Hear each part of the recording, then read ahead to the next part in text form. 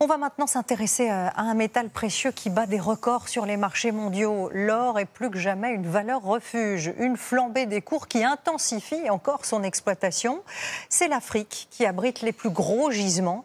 Au Cameroun, nous avons pu exceptionnellement filmer les conditions de travail absolument dramatiques des orpailleurs, des travailleurs bien souvent clandestins, employés par des concessions chinoises. Un document rare signé Pierre Corieux, Erwan Chiex, Patrick Fandiot et Tony Menga. Dans un torrent de boue ocre, des dizaines de petites mains à la recherche d'un hypothétique Eldorado. Ce sous-sol est censé abriter des filons d'or, scène quotidienne dans cette partie orientale du Cameroun. Quelques kilomètres plus loin, d'autres orpailleurs illégaux, prêts à prendre tous les risques pour trouver le précieux métal jaune. J'ai des amis qui ont été engloutis par la terre sur d'autres sites. Le risque est énorme, mais au moins avec l'or, on peut gagner beaucoup d'argent en peu de temps. Ce groupe enchaîne les plongées à plus de 3 mètres de profondeur dans une eau argileuse. Vous croyez que quand on entre dans l'eau, ce n'est pas facile qu'on doit quand même respirer là-bas. Et on est obligé de venir travailler ici pour chercher un peu de l'argent. Après plusieurs tentatives, la fameuse petite poudre jaune apparaît enfin. Des heures de travail pour un maigre résultat.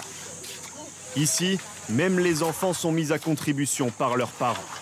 Le travail des enfants a beau être interdit, Cédric, 8 ans, passe ses journées dans ses fosses plutôt que sur les bancs d'une école. Je viens ici avec mes parents depuis que j'ai 4 ans. Mais maintenant, je sais me débrouiller tout seul. Je peux gagner 3 000 à 50 000 francs par jour. Avec ça, je peux contribuer aux charges de la maison. Soit un salaire de 8 € par jour. Derrière la mine, des toits de paille, un marché noir à l'abri des regards. Il est tenu par des négociants. Ça, c'est le marché. Je vais travailler avec l'or. Leur travail, racheter aux orpailleurs la poudre d'or pour la transformer en métal pur.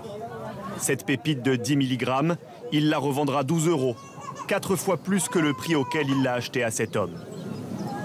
Le marché de l'or ne profite qu'à quelques-uns et attire aussi des sociétés minières étrangères. Cette exploitation, par exemple, appartient à une discrète société chinoise.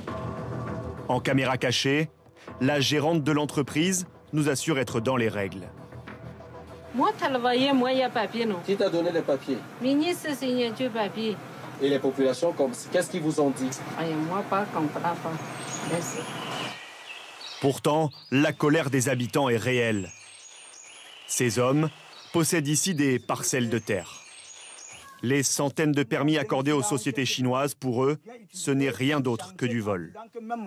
Aujourd'hui, tout est exploité par les Chinois. Ils ne sont pas en contact avec les riverains. C'est nos terres.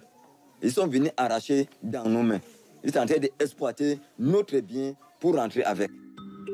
L'exploitation de l'or en Afrique centrale alimenterait un trafic illégal estimé à près de 4 milliards d'euros par an. À cela s'ajoute un autre problème de taille, l'impact durable de cette ruée sur les écosystèmes.